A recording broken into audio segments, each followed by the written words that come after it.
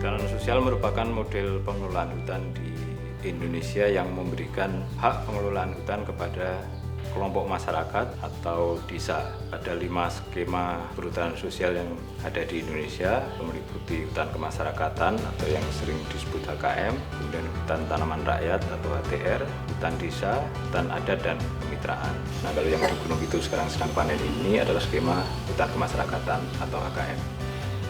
Di dalam hutan kemasyarakatan atau HKM, masyarakat atau kelompok masyarakat diberikan hak mengelola hutan selama waktu 35 tahun dan dapat diperpanjang lagi. Tahun 2020 ini merupakan kali kedua bagi kelompok hutan kemasyarakatan di Gunung Kidul untuk melakukan panen kayu atau penebangan kayu di hutan negara. Nah, setidaknya ada 5 kelompok HKM yang melakukan penebangan di tahun ini. Nah, 5 ini yang kita dampingi atau fasilitasi secara intensif. Ada beberapa kelompok yang sudah melakukan pemanenan kayu secara mandiri atau didampingi oleh pihak lain termasuk Dinas Kehutanan. Nah, ada yang unik juga di dalam panen kayu yang dilakukan masyarakat ini, terutama berkaitan dengan ritual wiwitan yang selalu menjadi rangkaian dari acara panen kayu di hutan kemasyarakatan ini. Kita mengadakan ritual itu artinya dengan maksud itu ya, mohon kepada Tuhan Yang Maha Esa, kita kelompok melakukan penebangan ini pertama supaya selamat, tidak ada apa-apa dan tidak ada halangan suatu apapun. Kedua kalinya kita mendapatkan hasil untuk kesejahteraan kelompok dan yang punya adik. Jadi kita mengucapkan rasa syukur kepada Allah Ta'ala bahwa kita sudah bisa menikmati hasil hutan bersama-sama dengan anggota.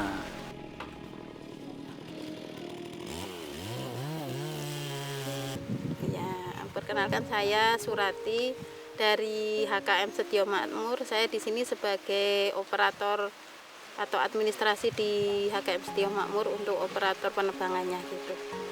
Proses penebangan ini kan dasarnya dari RKU atau Rencana Kerja Usaha. Dari Rencana Kerja Usaha itu kita membentuk tim cruising bersama Ganis Canhut, kemudian melaksanakan cruising di blok atau lokasi yang akan menjadi areal kerja. Dari hasil cruising itu nanti dibuat LHC, kemudian membuat rencana kerja tahunan yang nanti akan disahkan ke KPH. Biasanya bulan Desember RKT itu disahkan oleh KPH, kemudian kalau sudah disahkan oleh KPH pada tahun berikutnya kita bisa melakukan administrasi untuk sipuhnya. Setelah administrasi sipuh itu selesai, kita bisa melakukan penebangan. Dari proses penebangan ini nanti kan hasil penebangan itu dibuat buku ukur. Buku ukur itu kemudian kan kalau mau ini berapa hari sekali dimasukin ke sipuh. Dari buku ukur itu nanti dibuat LHP atau laporan hasil penebangan. Dari LHP itu kemudian dibayar PSDH, dibuat ke PNBP, dibayar PSDH-nya. Setelah lunas PSDH baru bisa diangkut atau dibuat SK SHK. Nanti SK SHK itu yang buat Ganis PKB atau kayu bulat. Setelah disahkan oleh Ganis PKB baru kayu bisa diangkut ke pembeli gitu. Setelah itu baru dilakukan pengangkutan, setelah di-grade oleh pembeli dilakukan pengangkutan dan pembayaran. Tim tebang dari anggota sendiri. Kita membentuk tim kerja kemarin. Kebetulan kebanyakan kan anggota juga pada mau andil dalam tebang ini, jadi semua tim tebang dari anggota sendiri. Dari tahun kemarin kita dari anggota sendiri. Apa yang telah dilakukan oleh kelompok tani HKM adalah sesuatu yang legal. Kenapa demikian? Karena tentunya sudah ada beberapa tahapan yang sudah kita lalui. Baik itu mulai dari RKU-nya, kemudian di dalam RKT-nya sudah kita sahkan, kemudian akses sipuhnya juga sudah, kemudian rekomendasi dari BPHP selaku institusi yang diberi kewenangan untuk memberikan aspek legalitas itu juga sudah ada.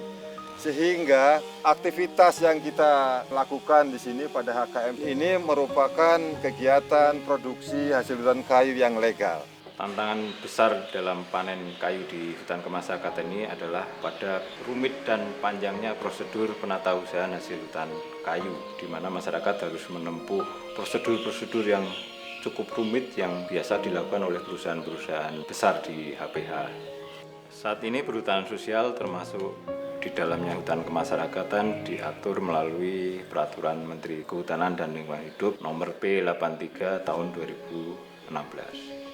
Sedangkan dalam pemanenan kayu atau penatausahaan hasil hutan kayu, kelompok masyarakat mengacu kepada Peraturan P67 tahun 2019 tentang penatausahaan hasil hutan kayu dari hutan tanaman pada hutan produksi. Di administrasi Sipuhnya itu kadang pas kita mau input petugas gitu, mungkin di BPHP belum di-approve, jadi kita menghubungi BPHP dulu, menghubungi dinas dulu gitu, nanti baru di sana di-approve gitu.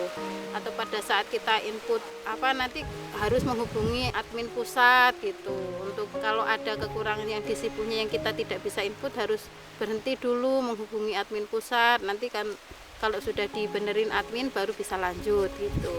Nah, disinilah peran Jaflek dan pihak-pihak lain termasuk pemerintah memberikan fasilitasi kepada kelompok masyarakat di dalam melakukan pengukuran kayu, penomoran kayu, kemudian pencatatan di buku ukur, sampai kemudian penyediaan tenaga teknis atau granis, sampai memasukkan data-data tersebut ke dalam sistem informasi Sipuh online. Nah, sebenarnya kami berharap pemerintah ke depan sebagai pengambil kebijakan bisa menyederhanakan prosedur penatausahaan hasil hutan kayu terutama di hutan perhutanan sosial.